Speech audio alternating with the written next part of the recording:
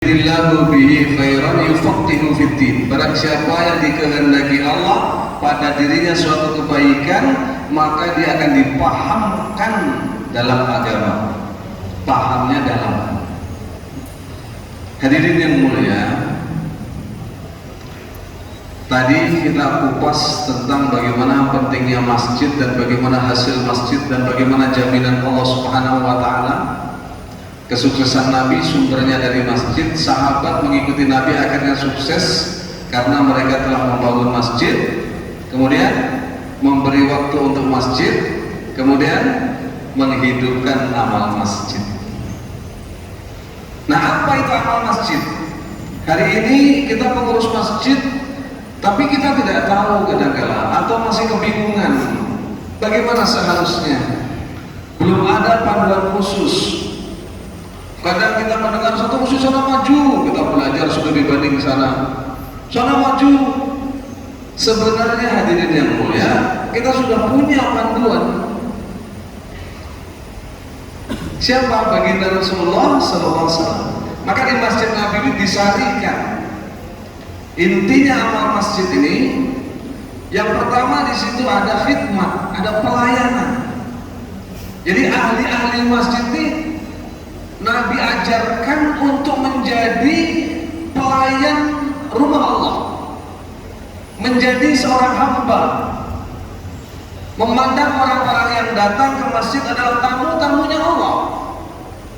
Ini jiwa dari orang masjid, terutama pengurus masjid.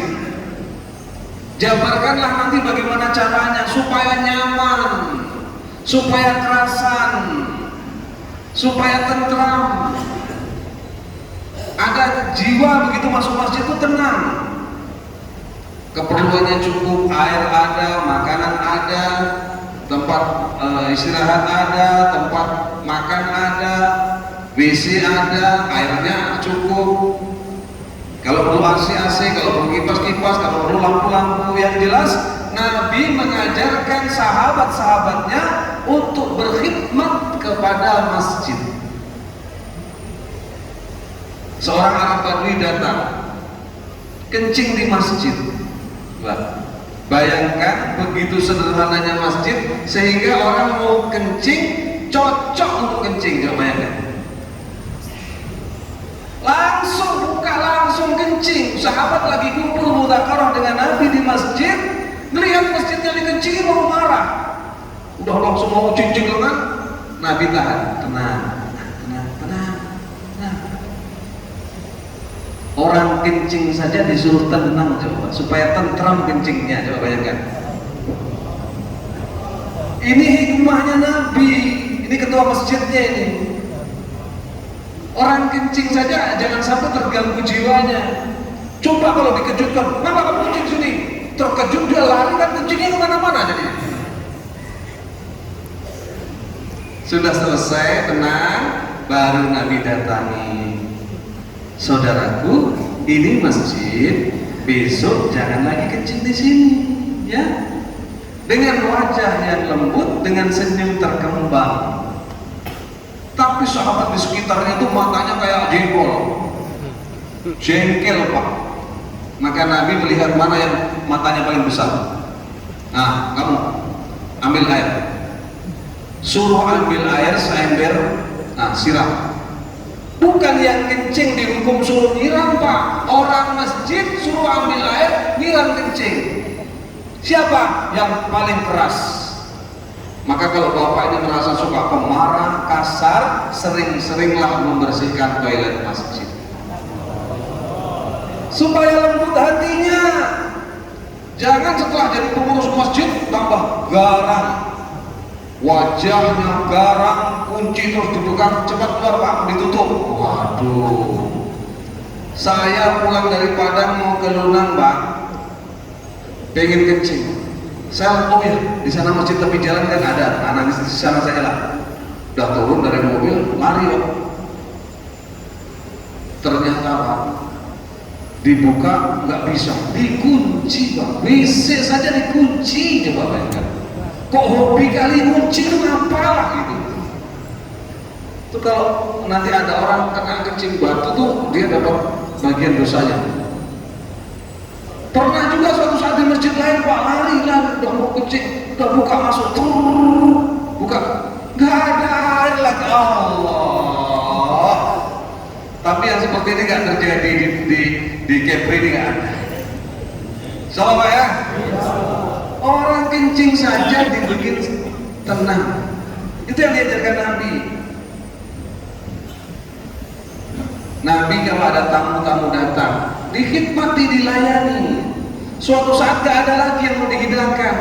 Sahabatku, siapa yang mau menjamu tamuku malam ini? Saya, Rasulullah. Langsung angkat tangan, dibawa pulang ke rumah. Sampai di rumah, istriku, alhamdulillah aku bawa tamunya Rasulullah, tolong hidangkan makanan untuk kami. Suamiku, maaf, demi Allah di rumah kita nggak ada makanan kecuali makanannya anak-anak. Wahai istriku, tidurkan anak-anak, tidurkan anak-anak, hidangkan untuk kami.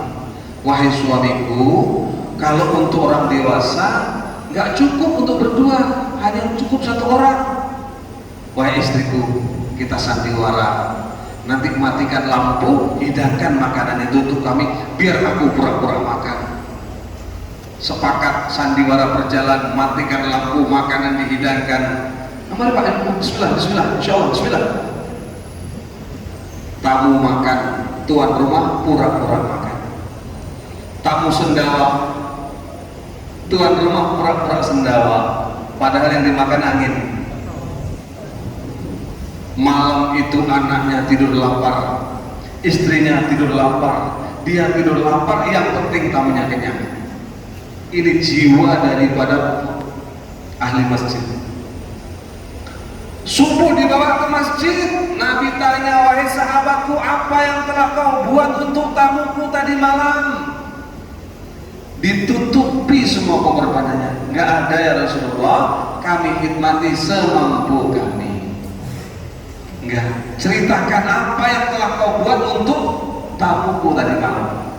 Enggak ada ya Rasulullah, kami hidangkan semampu kami. Kamu ceritakan apa yang telah kau buat tadi malam, karena Allah telah turunkan ayat wa yu'thiruna ala anfusihim walau kana bihim khasasah. Mereka lebih mendahulukan tamu-tamu mereka padahal mereka sendiri di dalam keadaan sangat memerlukan. Jadi kalau ada tamu-tamu masjid, kita siap berkhidmat untuk masjid. Bersedia insyaallah?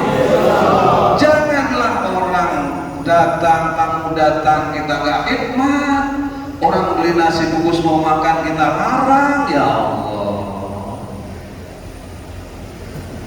tamu wajib dihormati. Hadirin yang mulia, Masya Allah, khidmat masjid dengan pelayanan-pelayanan. Yang kedua, amalan masjid apa? Ibadah. Maksud pelayanan-pelayanan ini untuk apa? Untuk maksud didirikannya masjid. Setelah dihidupkan dengan pelayanan-pelayanan, maksudnya untuk apa? Untuk mengabdi kepada Allah. Dikasih taklim, dikasih ibadah, dibimbing oleh Nabi, sehingga mereka akhirnya orang-orang masjid ini paham inti daripada dihidupkan amal masjid. Keperluannya cukup, hidupkan amal dengan zikir, ibadah, taklim, sehingga orang-orang masjid adalah orang-orang yang jiwanya tercerahkan, orang-orang yang jiwanya tercerahkan karena Nabi menerima wahyu dari Allah, bukan hasil dari penelitian, bukan ilham, bukan prediksi-prediksi masa depan, bukan, memang langsung dari Allah, pasti benar. Sahabat ditarbiyah, wa yu'allimuhumul kitaba wal hikmata wa yuzakkihim. Terjadi tazkiyah, penyucian jiwa, sehingga ahli-ahli masjid menjadi orang-orang yang tercerahkan, orang yang pintar, orang yang teguh pendirian, orang yang punya prinsip, orang yang punya karakter. Mereka menjadi orang yang pintar, menjadi orang yang bisa memahami apa maksud hidupnya. mengirimkan utusannya untuk memberitahu kepada hamba-hamba Allah apa maksud Allah menciptakan manusia. Sehingga setelah mereka paham maksud Allah menciptakan dia, dibimbing oleh Nabi dengan ibadah, dengan ta'lim, dengan zikir, dengan perjuangan di jalan Allah, akhirnya Allah mengumumkan keridhaan kepada ahli masjid, kepada para sahabat radhiyallahu anhum ajmain. Allah ridha kepada mereka semua, kepada laki-lakinya, perempuannya, tuanya, mudanya, petaninya, pedagangnya, pegawainya.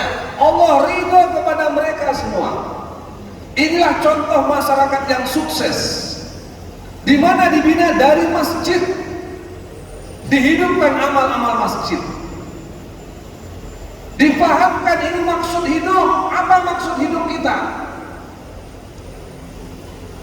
Wa ma khalaqtul jinna wal insa illa liya'budun.